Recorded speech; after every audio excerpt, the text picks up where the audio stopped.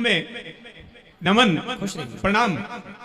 मेरे मन के अंदर एक संशय था, सुबह मैं गुरु मंत्र की दीक्षा लेने वाला था, लेकिन क्षत्रिय कुल से हूँ। ठीक है।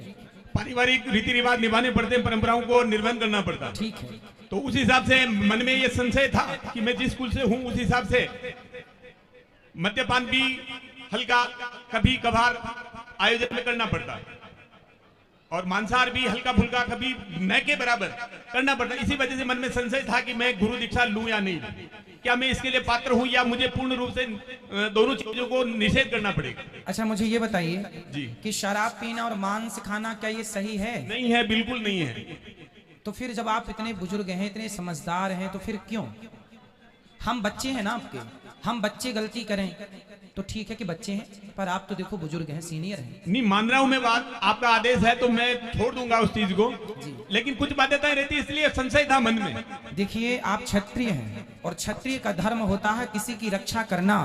क्षत्रिय समाज की रक्षा करता है, वो किसी के प्राण कभी ले नहीं सकता।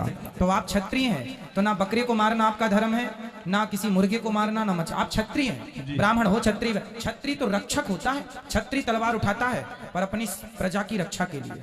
वो यूं ही किसी पे तलवार नहीं चलाता कि क्षत्रिय है तो काटता चले, मारता, ऐसा नहीं। जहां जरूरी है वहां तुम्हें तलवार उठाना है, वहां तुम्हें धनुष उठाना है। अब ये नहीं कि बकरे को मारते रहो क्षत्रिय के नाम पे कि मैं तो ठाकुर हूं, क्षत्रिय हूं ना। क्षत्रिय का धर्म है समाज की रक्षा करना। जी, मैं दीक्षा लूंगा सुबह। बिल्कुल। और एक संशय, एक प्रश्न था, एकादशी का उपवास करके पालने के अंदर सुबह क्या खाना चाहिए? एकादशी का उपवास जब बारस को जब भोजन करे तो क्या भोजन करे? हाँ, चावल, जरा सा चावल खा के व्रत का पारण करना चाहिए, व्रत को पूरा करना चाहिए। एकादशी के बाद द्वादशी को चावल ही पहला ग्रास खाना चाहिए। अच्छा, ठीक। नहीं पका हुआ है तो आप कच्चा ही चावल एक दाना खाओ, पर एकादशी की पूर्णता चावल से। यदि कोई नहीं खाया दोष नहीं है, बट चावल से करें पारण श्रेष्ठ। पीपल और बरगद के पेड़ में जल कब नहीं सींचना चाहिए? पीपल में तो संडे को नहीं सींचना चाहिए। अच्छा। रविवार को जी। और वट वृक्ष में तो केवल कभी कभी पूजा होती है वट की। जी। हाँ, पीपल की पूजा कंटिन्यू होती है, सदा होती है। पीपल की पूजा सदा होती है, केवल संडे छोड़ के जल नहीं चढ़ाना, दिया जला सकते हैं। बाकी बरगद की जो वट वृक्ष है उसकी पूजा कभी कभी मैन पर्वों में, मैन तिथियों में ही, जैसे वो अखा तीज इत्यादि आती है ना, उसमें वट वृक्ष की पूजा होती है। तुलसी दल किस दिन नहीं तोड़ना चाहिए, किस परिस्थिति में नहीं तोड़ना चाहिए? केवल संडे को। अच्छा, संडे को देखो पीपल में जल नहीं चढ़ाना है, संडे को तुलसी को तोड़ना नहीं। इसके कारण दोनों मिले हुए हैं, वो मैं आपको बता देता हूँ।